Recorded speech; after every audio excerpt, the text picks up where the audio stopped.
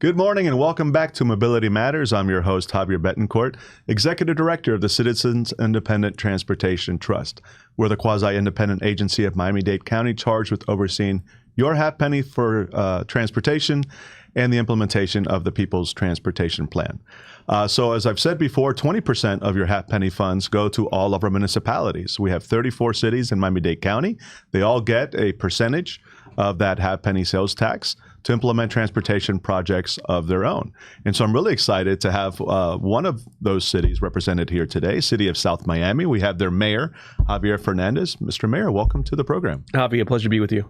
Thank you. And we've known each other for years back when too long. You worked for the city of Miami at the time, and I was at the Miami DDA. Exactly. You were, as I recall, chief of staff to the mayor? I eventually ended up being his chief of staff for a couple stints. Yeah. It was a fun experience as a 26-year-old to come out of the affordable housing advocacy sector and work on a whole bunch of stuff I'd always talked about, dreamed about doing, and great mayoralty to just come in with some ideas and given the runway to do things. So great time. Yeah, it was such an exciting time at the city, right? So many great projects. You had Museum Park, you had the what's now called Midtown Miami project. I mean, just so many wonderful things to work on. Yeah, it was a good time. Mayor Diaz, I think, doesn't get his just due, frankly. I think the foundation for the Miami we see today really started during the early seeds of that administration, and 40-year projects that this community talked about, the Port Tunnel, right, from the mid-'70s actually being delivered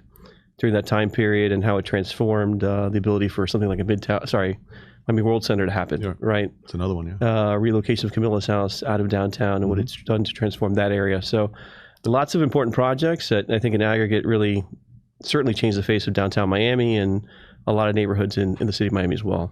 No, agreed. I think years from now, we'll look back on that administration much like we do today for Maurice Ferre, right? Yeah. No, I think Maurice definitely set the vision of what Miami could be and kind of set the standard. And I think that standard was probably met 20, 25 years later in the Diaz administration. So Miami is in your rearview mirror, and then you moved on, you became state representative. Tell us about that experience.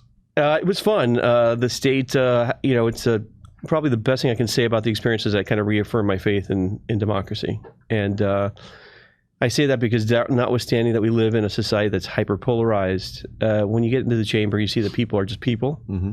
And we don't always give the other side enough wins, being the minority, but people are very happy to work with you on ideas, listen to your input, incorporate that input into their ideas. And so I walked away from that process feeling very positive about that institution.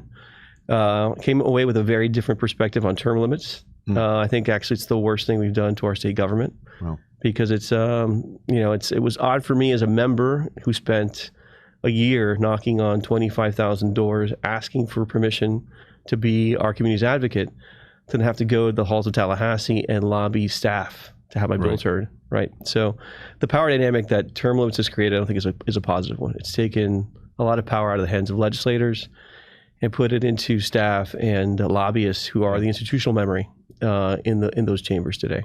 So. Well, okay. Interesting take. Yeah. Is there any kind of movement afoot to reverse that? I doubt it. I think term limits are highly popular. Yeah. We now have them in our school board, and in fact, people are calling for it now at the federal level. Right? I think it's perfectly appropriate at the local level because the issues, frankly, are much more straightforward. What I enjoyed about being a state house member was that the subject matter was just so diverse, right? The least challenging part of my job is the substance of being a local mayor because I've been around it for 20 some odd years. In Tallahassee, it was a little bit different. I had to do a lot more studying, a lot more preparation to talk in a way that was intelligent about issues related to insurance reform or regulated industries. And those are not subjects that you kind of pick up 60 days at a time in session or the 6 weeks before in committee weeks. You got to spend some time with the subject matter to become proficient and really push back on industry or other stakeholder groups that may be advancing things that are certainly in their interest, but not in the interest of the public. Okay, so you mentioned, the transition then to local government. So how did that come about? Why did you run for office? And how long have you been in? Yeah, so I was elected November 2022, and I had a very positive relationship working with the commission here in South Miami. And oddly enough, it was two members of the commission, Commissioner Brian Corey, who's a colleague today, and Commissioner Josh Liebman, who approached me about running for mayor. They thought that the city needed to go in a different direction. They thought that my experience would be, valuable to the council, and they thought that I had the personality to kind of have people work as a team, where there had been a lot of, I don't know, partisan or personal infighting on the board, and the board they felt was kind of directionless. So that conversation started, in probably late 2021, and I finally wrapped my head around the decision to do it probably in February, March, and then formally announced in April of 2022, the campaign. So I live just down the street, so I know the city well. But for those who don't, tell us a little bit about the city. What's its population? What's the geography? Yeah, so we are a very small city that has the ability to, I think, outpunch our weight class, frankly. We're in the geographic center of Miami-Dade County. We are probably the only city in South Dade that's incorporated that has a transit station at the end of its downtown. We've got a historic Main Street, or historic scale Main Street, that gives us, I think, our town center the prospect of a lot of charm. And we're at probably just under 13,000 residents, under about 2 square miles, and hoping to grow that population, not insubstantially, but really focusing our opportunity for growth and making a difference around transit, which is why I'm excited to be here today. And by the way, we're in South Miami. We are. Right now, right? Miami's Community Newspapers, and we want to thank Miami's Community Newspapers for hosting and producing this program. So we're in their studios now, right? Absolutely, and they're a pillar here in South Miami for sure. Yeah, and their reach is well beyond the city with all their different community newspapers throughout the county. So great organization, and we thank them. As mayor of South Miami, obviously you work on a variety of issues, and we'll get into a couple of those, but the primary purpose of this podcast is to talk about transportation. Yeah. So you receive surtax funds, half-penny funds. In addition, I'm sure you have other funds that go into, your roadways and your various transit services. So let's talk about that. And you don't get a lot of half-penny funds. Let's set that expectation, right? Because you're such a small city. We are, and the monies are distributed on a pro rata basis. So, but what do you do with the monies you get from the CITT? Our evolution with CITT has been, initially we had a fixed trolley system that we were trying to operate. I think the consensus was that was not operating as efficiently as it could. Today, we basically use the money in 2 ways. One is to help fund our roadway resurfacing program across the city, and also to operate Freebie as a service. And Freebie has, I think, done a very nice job here in South Miami. Freebie, for those who may not know, is that on-demand service. On-demand transit service. So we went from a fixed line service, fixed route service, to an on-demand service. It seemed to be a bit more responsive to what people wanted. The challenge that we've had with Freebie is that there's more demand, and scale with a fixed fleet is challenging. So we just completed a solicitation around our PTP or on-demand transit service, and are now negotiating with VIA, because the context also in which we started operating has changed substantially. With a better bus network project and Metro Connect, now the county has a baseline level of service that provides connectivity for that first and last mile, or to places within a specified geographic area. One of the unfortunate parts of the project for us is that a small portion of our city is now in the South Kendall or the South Dade Land corridor, but the majority of the city, including our town center, is in the North Dade Land trade area. So we're looking at seeing how we can complement what the county's already doing. We have been heavily trying to promote, educate our most dependent transit ridership, which is our elderly and our low-income community, that have been the primary beneficiaries of the Freebie service, to understand that Metro Connect is an opportunity for them to get pretty much door-to-door service for most places they want to go, or connect to mass transit elsewhere. We've had a couple of workshops with the Transit Alliance and the department to kind of market and help people understand how they can utilize it at a very basic level. Just answering people's questions about where they go typically and how they can use that service to get to those trips. So that's been an education process, and for our seniors, our Golden Passport riders here historically, that transition has been a bit challenging. Right.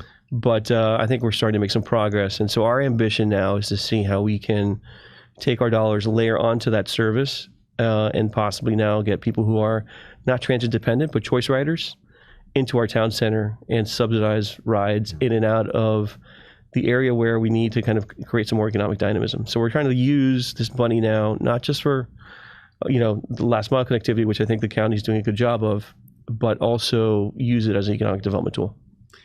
And to that end, people don't necessarily live within their jurisdictional boundaries, right? Correct. They don't even see them. Yep. Half the time you don't even know where they are. Yeah. And so I know that you abut the city of Coral Gables. That's correct. And are you exploring opportunities to perhaps join forces with the city to provide services that may cross those boundaries? Connect to UM, connect to city of Coral Gables. Many people don't know has a commercial area south of US 1, right adjacent to your city, right? Yeah, so are those discussions happening? So we are having conversations with them about integrating services across the board. Okay. Our streetscape now with Sunset Place being redone, 57th Avenue is a point of connection. Mm-hmm. Both sides of our southern town center have a boundary that no one really appreciates. What side is Coral Gables? Right. What side is South Miami? So we've talked about, in contrast to the rest of their city, should we have an integrated aesthetic, right, for those areas, just to kind of create that connectivity across 57th Avenue. As you know, we've been talking about possibly extending their trolley service into down into our town center here in South Miami as well, to connect both town centers. Well, one of the challenges is a legislative challenge, as you mentioned. But we've been looking at PTP because it does have a 5-mile radius, right? As a way to bring people from the neighboring communities, Southern Gables, parts of the Grove, unincorporated parts of Dade County along the waterfront south of the Gables, Pinecrest, the western parts of unincorporated New York City, into our town center to kind of support our existing cash of businesses there. And so, we think as a board that on-demand services are probably more attractive to that user base because they're accustomed to using them. They're probably very familiar with Uber and Lyft. Yeah. And so we're talking to Via, who's one of the providers, about trying to see what we can layer on by way of on-demand service in a limited area outside of South Miami to add some more connectivity and bring people to our community. And I'm glad that you're framing this kind of in the broader context of economic development because, transportation, and I know you know this, is one leg of a three-legged stool, right? It's transportation, economic development, land use, right? Those three things all kind of influence each other. So speaking of economic development and your town center, I know I just read an article recently, really great article by Andres Figlucci that talked about some of the redevelopment that's slated to take place there. Focus certainly on Sunset Place, which is a mall of a bygone area, but then maybe extending even beyond that. So can you speak to some of those redevelopment opportunities and where the city is at this moment with those? Yeah, we as you know, Javi, the imperative statutorily is we've got to grow, right? We're going to.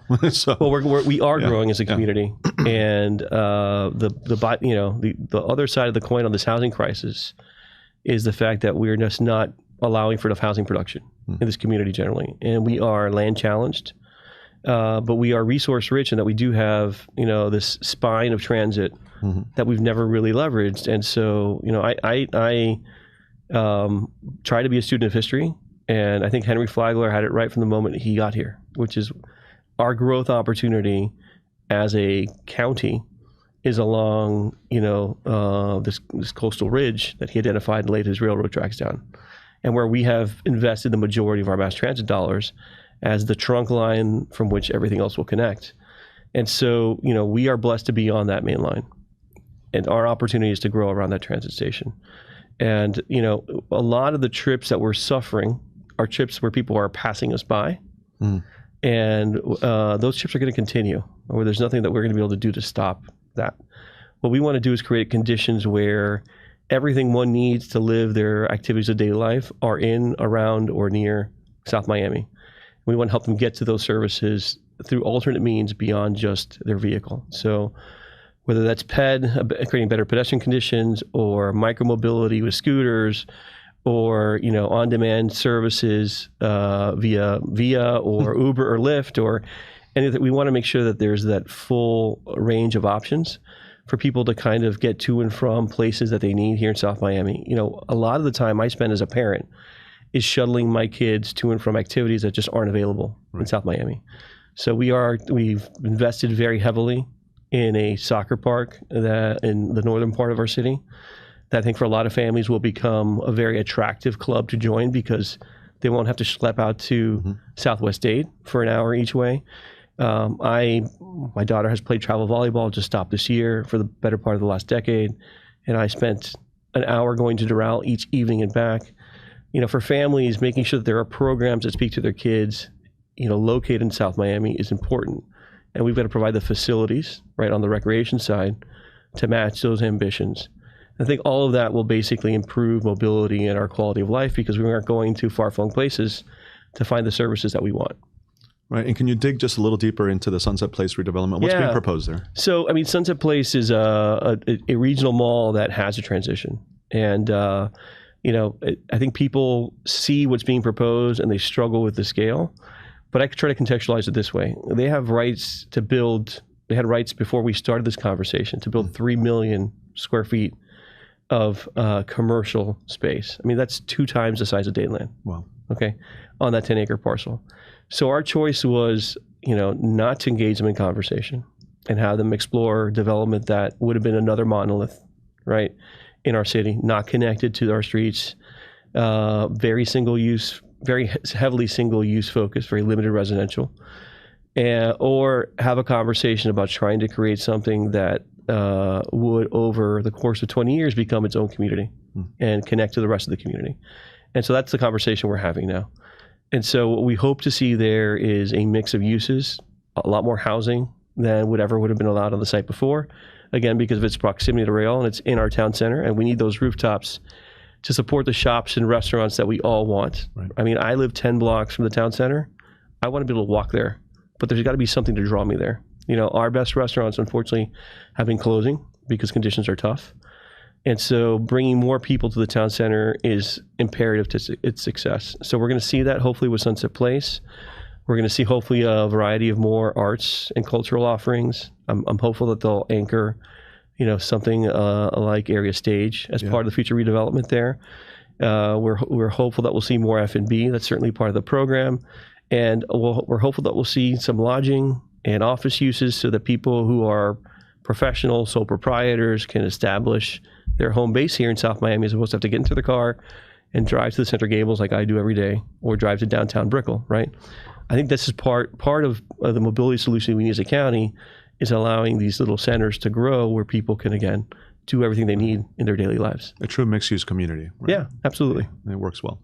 So you mentioned Bike Ped a little earlier, and I know the city has historically been a leader in promoting bicycle pedestrian mobility, and then actually building it. Yeah. And you have a great bike shop here that's kind of we do, yeah, world renowned at this point. Max Cycle, for a little promo for them. They are the best in the business for sure. And great community partners. They absolutely are. They're promote them. Excellent partners. Yeah. So tell us about some of the Bike Ped initiatives, either just recently completed or things you have on the books. Yeah. So in terms of my personal focus, we are talking about a city hall redevelopment. And I think one of the opportunities there is to create a signature public space that would serve as almost a destination on the Underline.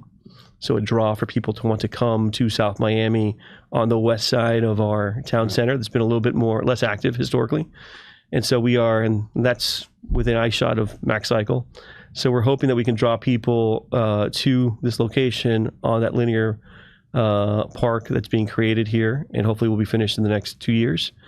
We've been very grateful to our state senator, Alexis Calatayud, for her support of a project to connect the Pinecrest Parkway with the Underline. So this is if you've ever driven through or ridden through Pinecrest south of Kendall, there's a lovely kind of dedicated bike ped path. Yep. It has no connectivity going north of Kendall Drive to the Underline. So we had successfully gotten through the budget and appropriation to fund that project. Some initial portions of it to the tune of about $800,000. Unfortunately, met with the governor's veto. So we're going to come back and try to do that again. And I think longer term, as we hope to annex some communities that are adjacent to South Miami, we want to be a bigger part of the conversation around the Ludlam Trail, which is yet another opportunity to kind of activate and connect our region. So we're playing in those spaces. We're playing at a level I think probably commensurate with our size. Right now, our big focus has been filling that gap from Kendall to US 1 to the underline, and that's probably where we'll see most of our efforts over the next couple of years. So I'm happy you mentioned annexation. As I said, I live nearby, just north of South Miami. Yeah. And I know the northern boundary of the city is very spotty. It's a mess. It's a mess. It's just kind of hit or miss. So is that where you're looking to kind of maybe fill in the city by going north, or what are the opportunities? We have one active conversation with a community just south of Fuchs Park, which is on 80th and US 1. And we have a meeting tonight to talk to them about the possibility of annexing. A couple of neighbors had approached us about it. We want to go where we're wanted, number one. Sure. We don't want, this is not, from our perspective, we don't want it to be an adversarial conversation with neighboring communities. Some areas like Biltmore Heights, which is an area self-defined from Blue Road to Miller, 57th Avenue, Red Road to 62nd Avenue, have approached us initially in some conversations, so we may explore that. But I think from a service perspective, both for the city and the county, us incorporating areas to Bird Road where we already have a presence makes a whole lot of sense, because it's not sustainable for either entity to have us with this kind of hybrid service system right now. Well, we're running short on time. Is there anything else you wanted to say to the good people watching? Just thanks for the opportunity. And if anyone has any questions about what's happening in South Miami, my cell phone number is right on the city's website. Feel free to call or text. Happy to have a conversation. We are very excited about the excitement around South Miami, and I'm very grateful to my colleagues on the commission. We've got a great team. We work as a team, and it's been an absolute joy to chair that board here for the last 2 years. It is an exciting time at the city. You're doing great things, transformative things, and I think maybe years from now they'll look back at your mayorship as we're looking back at Manny's. Oh, hopefully. I'd be fortunate. Thank you. You had a great mentor. Mr. Mayor, thank you for everything you're doing at the city. Thank you for being a guest on my program. Much appreciated. Hope to come back soon, Javi. Thank you. Thank you. Happy to have you back anytime. Folks, that's all the time we have here on Mobility Matters. You can join us every other Thursday from 9 to 10 a.m. roughly. And once again, we'd like to thank our hosts here at Miami's Community Newspapers for producing this program.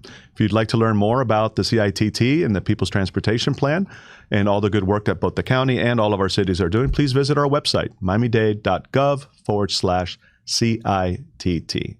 Thank you and have a great day.